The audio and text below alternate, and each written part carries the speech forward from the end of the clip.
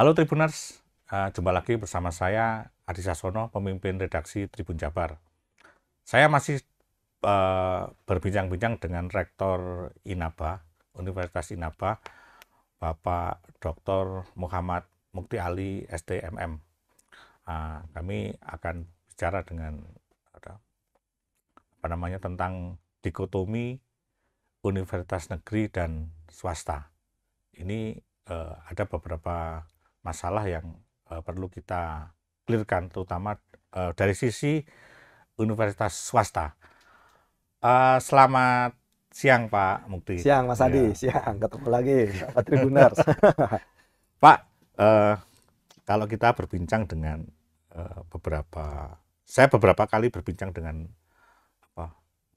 tim manajemen dari beberapa universitas swasta di Bandung ya. Mereka cukup menyampaikan keluhan tentang semakin susahnya mendapatkan mahasiswa. Nah, karena dalam tanda kutip kalah bersaing dengan negeri. Betul. Negeri yang sudah mendapatkan subsidi dari pemerintah, mereka ini dengan nama yang juga besar. Ini menjadi semacam problem struktural gitu ya bagi di dunia pendidikan tinggi di Indonesia. Pendapat Pak Mukti gimana? Ya, betul sekali Mas Adi ya, para Tribuners. Selama ini dilema permasalahannya di dalam penerimaan mahasiswa baru adalah masalah tersebut. Sampai dari dulu sampai sekarang. Ya kan, bagaimana sistem penerimaan mahasiswa baru yang ada di Indonesia. Ya, jadi mau tidak mau ya, di dalam mindsetnya masyarakat, Mas Adi, para Tribuners ya, bahwa negeri jauh lebih bagus dibanding swasta. Mindset. Ya, meskipun kenyataannya belum tentu. Banyak sekali juga negeri-negeri yang jauh lebih tidak bagus dibanding yang swasta. Nah, ini mindset yang terbangun memang. Karena memang dari zaman dulu, orang tua kita, termasuk kita juga, pingin anaknya pasti masuk di perguruan tinggi negeri. Tidak ada yang pingin anaknya masuk di perguruan tinggi swasta. Nah, kalau masuk swasta terpaksa aja terpaksa. Pilihan yang kesekian ya, destinasi yang bukan destinasi utama. Tapi ini kan harus masalah ini. Nah, makanya dikotomi antara negeri dan swasta harusnya dihapuskan oleh pemerintah. Lagi bahwa ini perguruan tinggi negeri, ini perguruan tinggi swasta. Hampir di luar negeri juga sama. Mereka tidak mengatakan bahwa ini perguruan tinggi negeri, ini perguruan tinggi swasta. Jadi sistem penerimaan mahasiswa baru di negeri juga yang selama ini secara nasional itu nggak usah ada aja lagi kayak gitu. Sistem penerimaannya yang sekarang ini luar biasa ya untuk di negeri. Ada nama jalur prestasi ya, atau dulu kalau PMDK atau SNBTN namanya. Kemudian ada jalur SNPTN yang seleksi bersama. Kemudian muncul jalur mandiri. Jalur mandiri pun bertingkat. Mandiri 1, mandiri 2, wah pokoknya berbagai macam. Sampai habis tuh mahasiswa. Luar biasa. Para Tribuners ya, teman-teman Mas Adi semuanya. Harusnya ini kan berkeadilan. Supaya kami tidak sulit, kami dituntut loh di dalam akreditasi. Kami harus unggul. Kami harus terakreditasi. Kalau kami sudah diakui terakreditasi dan unggul, harusnya pada saat seleksi penerimaan mahasiswa baru negeri, harusnya disamakan dengan seleksi di swasta. Caranya bagaimana? Ini contoh yang paling mudah sebetulnya. Pada saat orang memilih perguruan tinggi negeri, tidak boleh pilihannya 1 PTN, 2 PTN, 3 PTN. Paling enggak 3 swasta gitu. Swasta. Pilihan pertama bisa negeri, pilihan kedua negeri, pilihan ketiganya swasta. Jadi kalau kamu tidak diterima di negeri, ya kamu dipilih swasta. Memang harus disyaratkan perguruan tinggi swasta yang bagaimana yang bisa disejajarkan. Parameternya kan akreditasi. Karena perguruan tinggi negeri maupun swasta sama-sama terakreditasi. Itu standarnya sama berarti? Sama. Untuk melakukan akreditasi kan lembaganya jelas. Kalau untuk perguruan tinggi, prodi yang belum ada dalamnya ada di BAN PT. Kan sama, negeri diakreditasi oleh BAN PT, swasta juga diakreditasi oleh BAN PT.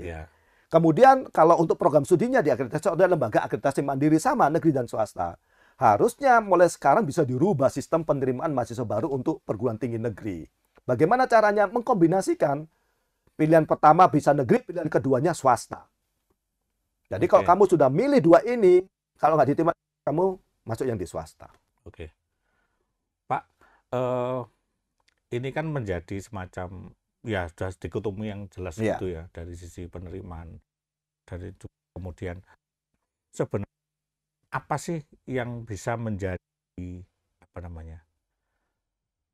keunggulan swasta dibanding negeri? Mungkin dalam soal fleksibilitas, atau apa gitu, sehingga perguruan tinggi swasta tidak perlu menuntut sangat tinggi.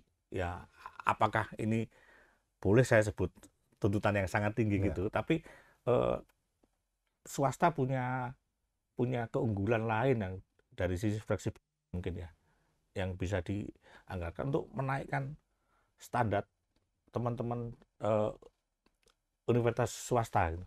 Ya. Sehingga suatu saat akan sama dengan Ya, tadi itu ya, karena di Indonesia ini kan bicara persepsi ya, bicara persepsi, persepsi ya. bicara persepsinya masyarakat Indonesia yang selalu punya persepsi bahwa perguruan tinggi negeri itu jauh lebih bagus dibanding perguruan tinggi swasta. Nah, salah satu yang bisa menjembatani adalah kebijakan sebetulnya. Kebijakan ya. Nah, kelebihan swasta dibanding negeri adalah masalah fleksibilitas tadi, masalah anggaran.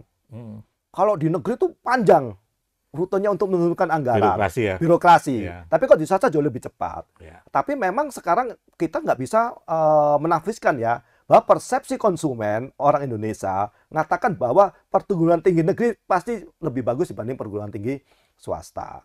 Dan yang menariknya lagi, ya kan, kalau dulu untuk mencari kerja pasti ditanya yang diprioritaskan adalah perguruan tinggi negeri. Itu pun perguruan tinggi yang besar-besar, negeri yang besar-besar ya. Meskipun sekarang persyaratan itu mulai diperlunak.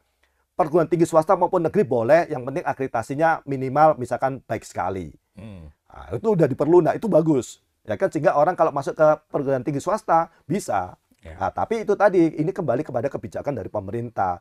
Kalau misalkan memang nggak bisa digabungkan antara negeri dan swasta dan penerimaan boleh, tapi ya jangan bikin jalur mandiri satu, jalur mandiri Harus ini. ada pembatasan. Harus ada pembatasan waktu untuk penerimaan. Cukup sebetulnya kalau zaman dulu kami hanya jalur PMDK prestasi dengan jalur seleksi. Ya. Sekali selesai. Ya. Jangan kalau udah ada jalur seleksi ini, ada jalur ini, ada jalur ini, ada jalur ini, habis mahasiswa. Ya. Sementara duitnya juga sana semua. Iya, gitu. betul. Karena orang sama-sama membuang uang daripada di negeri swasta, mending ke negeri, akhirnya orang bicara begitu. Ya, karena sama saja duit Sama yang saja. dikeluarkan, tetapi Betul. ada gengsinya. Ada gengsinya ya. negeri. Oke. Bahkan itu tadi, karena perguruan tinggi negeri ada meskipun yang PTNBH ya, yang mencari uang sendiri, tapi yang masih perguruan tinggi bukan PTNBH kan masih disubsidi. Makanya biaya kuliahnya bisa jauh lebih murah. Kalau di kami kan kami harus investasi. Di swasta kita harus investasi gedung. Ya kan, kalau negeri anggaran dari pemerintah untuk bangun gedung. Peralatan anggaran dari pemerintah. Kami harus berinvestasi sendiri. Artinya kok di dalam dihitung biaya menyebabkan biaya menjadi jauh lebih mahal. Kan begitu. Makanya kesulitan-kesulitan kami itulah yang harusnya pemerintah mulai memikirkan bagaimana caranya penerimaan. Karena gini, Mas Adi, para tribuners, begitu pemerintah perguruan tinggi negeri melakukan seleksi yang berturut-turut, bisa sampai dari sekarang UTBK ya, SMPTN, SBMPTN, jalur mandiri, jalur ini bisa sampai 4-5 kali perguruan tinggi itu menerima mahasiswa. Yang tersisa dari kami sudah pasti yang resources yang kurang bagus. Nah, kan begitu resources kurang bagus, sudah pasti kok bisa dilihat lagi, sudah pasti dari ekonomi yang kurang mampu juga. Ya, sehingga untuk membayar biaya pendidikan pun berkurang kan, ketidakmampuan gitu. Beasiswa pun sama, beasiswa juga diterapkan di negeri juga mendapatkan slot untuk beasiswa juga, meskipun swasta juga diberikan slot beasiswa oleh pemerintah. Nah, ini yang perlu kebijakan lah. Ya kan, bagaimana caranya diatur. Kalau saya sih, menurut saya yang paling bagus itu, karena perguruan tinggi swasta itu dituntut terakreditasi, kemudian untuk pemeringkatannya harus unggul. Apa salahnya kalau negeri yang unggul dengan swasta yang unggul dijadiin satu di dalam seleksinya? Toh sama-sama unggul. Sama-sama unggul. Toh parameter untuk menjadikan unggul sama. Iya, betul. Nah, untuk membangun apa? Untuk membangun persepsi dari masyarakat bahwa oh ternyata perguruan tinggi swasta itu juga sama dengan negeri loh. Mulai dibangun itu sebetulnya. Karena kalau dilepas supaya persepsinya terbangun sendiri, bagaimana swasta mengenalkan, terlalu lama proses itu. Meskipun nanti lama-lama juga akan, tapi lama. Supaya cepat salah satunya ada kebijakan yaitu tadi itu. Pada saat seleksi SMPTN, seleksi tes bersama perguruan tinggi negeri, jadikan satu dengan perguruan tinggi swasta. Ya. Jadi pilihan pertamanya bisa negeri, pilihan keduanya swasta. Kalau kamu nggak diterima di negeri, kamu swasta. Dengan apa? Dengan kriteria sudah pasti. Misalkan perguruan tinggi negerinya unggul, swastanya juga unggul. Oke. Perguruan tingginya hanya baik sekali, ini negerinya baik sekali, swastanya juga baik sekali. Oke. Sehingga adil.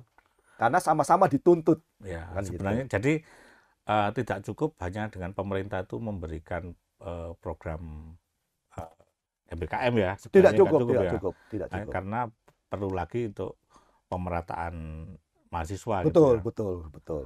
Ya, Betul. artinya kalau misalnya mahasiswa itu yang sangat, misalnya dari ekonomi yang dia tidak bisa mengakses secara bisa mengakses Ya. pendidikan tinggi, bahkan di universitas swasta yang termurah pun, Iya. ya itu kan kasih. Betul, betul, betul. Ya itu tadi kembali lagi Mas Adi ya. Bagaimana program MBKM ini dicanangkan? Salah satunya adalah membantu perguruan tinggi swasta, membantu calon mahasiswa untuk bisa mengakses sebetulnya.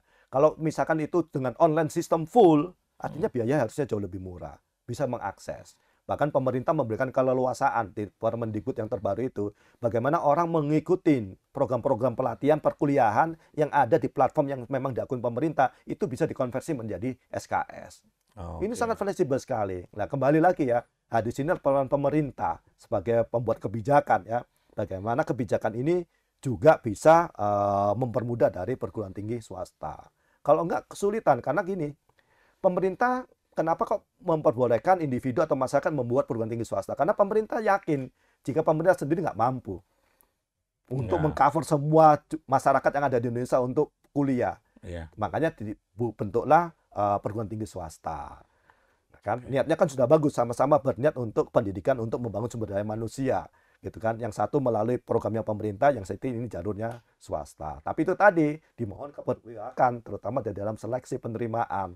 Karena Ya. sekarang kenyataan dan itu sekarang menjadi pembicaraan di perguruan tinggi swasta Nah, yang itu semua sudah didesakkan ke pemerintah belum, Pak? menurut saya Secara dari Aptisi sudah disampaikan ya, sudah Hmm. disampaikan dari Aptisi. Kami punya lembaga ya, Aptisi, Asosiasi Perguruan Tinggi Swasta Seluruh Indonesia, yang menurut saya pasti sudah disampaikan ya, Iya, bahwa iya. ini menjadi problem permasalahan. Cuma memang salah satu yang saya sampaikan tadi bahwa harusnya udah mulai disandingkan antara negeri dan swasta di dalam penerimaannya negeri. Nah, itu yang belum dilakukan memang. Iya. Gitu. Oke, terima kasih Pak Sama Mas Adi. Mukti atas Sama. ini apa Ya. perbincangannya Iya, tentang sama-sama. dikotomi universitas negeri dan Sama-sama. swasta. Terima kasih. Sama-sama. Salam Tribunas. Ya, Kita akan salam jumpa lagi semuanya. dengan topik yang tidak kalah menarik dan juga tokoh yang tidak kalah menarik. Terima kasih. Sampai jumpa.